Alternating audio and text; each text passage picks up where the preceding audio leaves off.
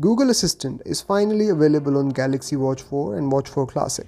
But the question is, how much of a difference does it make since we also have Bixby on these smartwatches, which has evolved over time and gotten very good as an assistant on the wrist. I have been using it for months and regularly too, to do things like setting reminders, alarms and translating stuff. But how much of a difference does Google Assistant make to the day-to-day use? What additional value does it bring to the table? In this video, I will be doing the heads-on comparison between these assistants and how they function. But before going forward, if you want to see how to install Google Assistant on your Galaxy Watch 4, I have put the link to the video in the description below where you can watch the whole process. The first major difference I have noticed is that while you can manage preferences for Bixby on the watch, there is no option to do that for Google Assistant, meaning you cannot change the voice wake-up settings, language or the voice type. Anyways, moving on, it's time to see how well they do when given a certain task.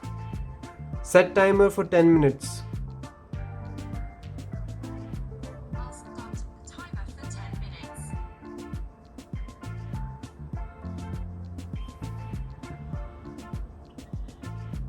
Set alarm for 5 AM tomorrow.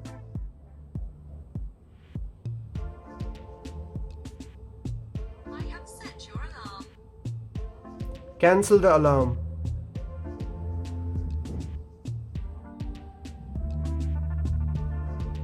I've turned off your alarm. Call Ali.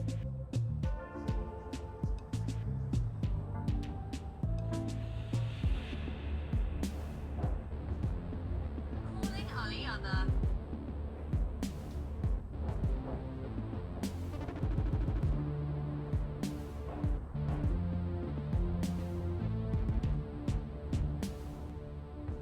Do I need an umbrella today?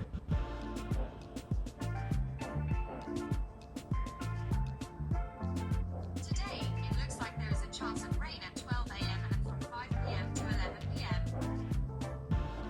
What about tomorrow?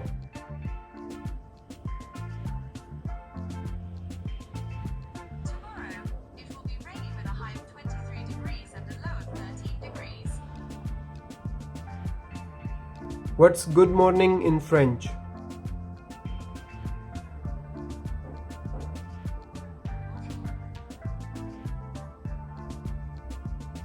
Calculate 10.2 multiplied by 15.4 divided by 2.3. That's about 68.295652. Navigate to Niagara Falls. V407 to Weston James and Allen. Skyway BRG is the quickest way to get to Niagara Falls by car. Coffee shops near me. That place isn't on the map. Start running activity.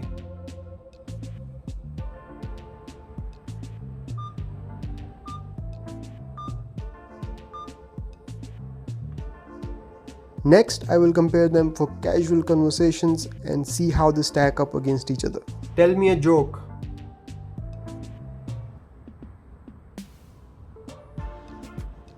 Why did the investor choose spare change? To make bitcoins.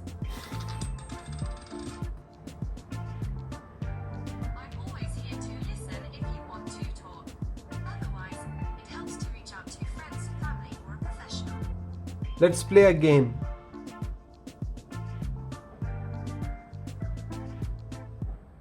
I can play rock, paper, scissors all day. If you want to give it a go, just ask. Sure.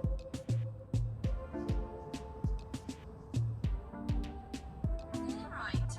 I'm here if you need any. How tall is the CN Tower?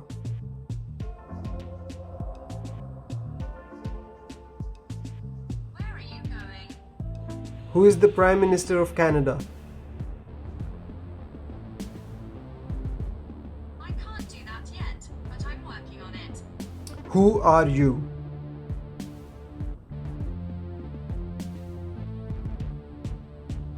Let's see. I'm a rapper, a comedian, and a friend to the coolest human on. When were you born? My first memory involves a zapping sound